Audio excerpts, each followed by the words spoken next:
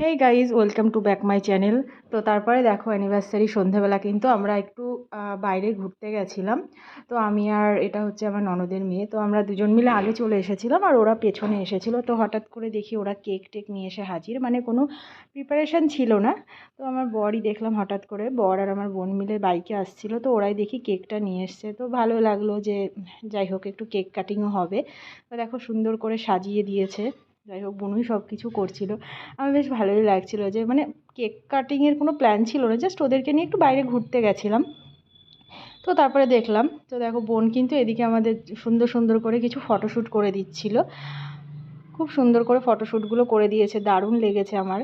আর ওইদিকে কিন্তু তোমার হচ্ছে অনি ঘুরে বেড়াচ্ছিলো, কেননা ওর এক জায়গায় বসে থাকতে একদমই ভালো লাগে না। তো ওই জন্য ও কী করছিল, একা একা চারিদিকটা ঘুরে বেড়াচ্ছে। আর চারিদিকটা ভীষণ সুন্দর, মানে যদি কোনো নিরিবিলিভাবে যদি কিছু সেলিব্রেট করতে হয় তো এরকম জায়গায় যাওয়াটা ভীষণ ভালো, কেননা কোনো লোকজন নেই, কয়েকটা ফ্যামিলি ছিল, তাছাড়া কিন্তু ভীষণ নির্জন জায়গাটা আর খুবই ভালো লাগছিলো। আর দেখো কি সুন্দর সুন্দর আমাদেরকে কিন্তু ফটোশ্যুট করে দিচ্ছিল বোন। তো যাই হোক ভীষণ ভালো লাগছিলো, সন্ধ্যেটা খুব ভালোভাবেই কাটছিল। তারপরে দেখো কেক কাটিং হচ্ছে। Happy anniversary to you, happy anniversary আমার মা মার বাবা, হ্যাপি অ্যানিভার্সারি টু ইউ। দেখো অনি এই যে এত সুন্দর করে কথাটা বলল, এই কথাটা কিন্তু আমার খুব ভালো লেগেছে, কেননা বার্থডেতে সবাই এটা বলে, কিন্তু অ্যানিভার্সারিতে এত সুন্দর করে বলাটা খুব কম মানুষই বলে। তো ও কিন্তু খুব সুন্দর করে আমাদেরকে এইভাবে উইশটা করেছিল, বেশ ভালো লাগছিল।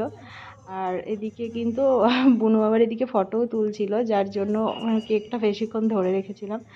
তো তারপরে কিন্তু খুবই ভালো লাগছিল, মানে এত ভালো লাগছিল, সন্ধেটা খুব সুন্দরভাবে কাটালাম। তোমাদের কেমন লাগলো অবশ্যই কিন্তু তোমরা কিন্তু কমেন্ট করবে। তারপরে দেখো বুনুকে, আর এটা হচ্ছে আমার ননদের মেয়ে, ওকেও কেক কেটে খাইয়ে দিলাম। তারপরে দেখো আমাদের খাবার কিন্তু অর্ডার করা হয়ে গেছিলো, আমরা খাবার অর্ডার করেছিলাম, খাওয়া দাওয়া করে নিলাম। যে যাই হোক রাত হয়ে যাচ্ছে, বেশি রাত করা যাবে না, আবার তো ফিরতে হবে ওখান থেকে। তো আমরা কিন্তু তোমার বিরিয়ানি, চিলি চিকেন আর হচ্ছে রাইস অর্ডার করেছিলাম, ভেজ রাইস। তো ভীষণ ভালো ওখানকার খাবারটা, আমার তো খুবই ভালো লাগে। পরপর এই নিয়ে কিন্তু আমরা 3 বছর অ্যানিভার্সারিতে ওখানে গিয়ে সেলিব্রেট করলাম।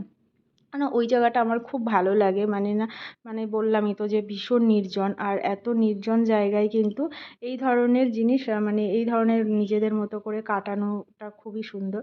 তো তারপরে দেখো কিন্তু আমি এদিকে খাওয়া দাওয়া করছি, ওদিকে ও কখন ভিডিও করছে আমি বুঝতেই পারিনি। তো পরে বলছে দিদি আমি ভিডিও করছি, তো ওই জন্য আমি যাই হোক আমার খেতে খেতে ভিডিওটা আমি খুব একটা করি না, কারণ আমার ভীষণ লজ্জা করে। তারপরে দেখো বিরিয়ানি অর্ডার করা হয়েছিল, তো বিরিয়ানিগুলো কিন্তু ওদেরকে আমি সার্ভ করে দিলাম, কেননা ওখানে যারা ছিল প্রত্যেকে বলছিল করে দেবে, কিন্তু আমি বললাম না ঠিক আছে আমরাই করে নেব। থেকে সারপ্রাইজভাবে এটা কোজিকুটির থেকে করেছে। তো আজকে আমাদের অ্যানিভার্সারি, তো আমরা পরপর 2 বছর কিন্তু অ্যানিভার্সারিতে এখানেই এসেছি। তো এবার একটা ভীষণ বড় একটা সারপ্রাইজ পেয়েছি কোজিকুটির থেকে। তো থ্যাংক ইউ এত সুন্দর একটা সারপ্রাইজ দেওয়ার জন্য। সত্যি আমি তো ভীষণভাবেই সারপ্রাইজ হয়ে গেছি এত সুন্দর একটা গিফট দেওয়ার জন্য, মানে এটা আশা করিনি। তো লাস্ট ফিনিশিং যখন আমাদের ফটোশ্যুট কমপ্লিট হয়ে গেলো, আবার বাড়ি আসবো, সেই সময় কিন্তু এটা আমাদেরকে ডেকে কিন্তু এই সারপ্রাইজটা দেওয়া হয়েছে। আর বলা হয়নি, এই শাড়িটা কিন্তু আমার বর আমাকে অ্যানিভার্সারিতে গিফট করেছে, ঠিক আছে। ব্লাউজটা কিন্তু আমার রেডি করা হয়েছিল না, যার জন্য আমি এই ব্লাউজটা দিয়েই পরলাম, কিন্তু শাড়িটা ভীষণ সুন্দর, আমার তো খুবই ভালো লেগেছে, নিজেই চয়েস করে নিয়েছিলাম।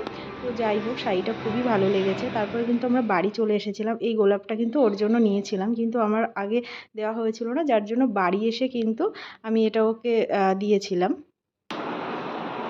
তো ফাইনালি দেখো কিন্তু এবার আমরা বাড়ি চলে এসেছি। তো ওখান থেকে কচি কোঠারের তরফ থেকে আমাদেরকে দেখো একটা ছোট্ট সুন্দর একটা গাছ দিয়েছে।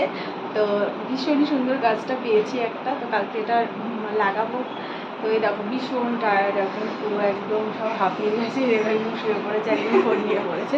আমিও ভীষণ টায়ার্ড এখন, পুরো সব কিছু মানে টেস্টে চেঞ্জ করে পুরো একদম ফ্রেশ হবো। তো দেখা হবে পরের কোনো নেক্সট ব্লগে, ততক্ষণে বাই বাই।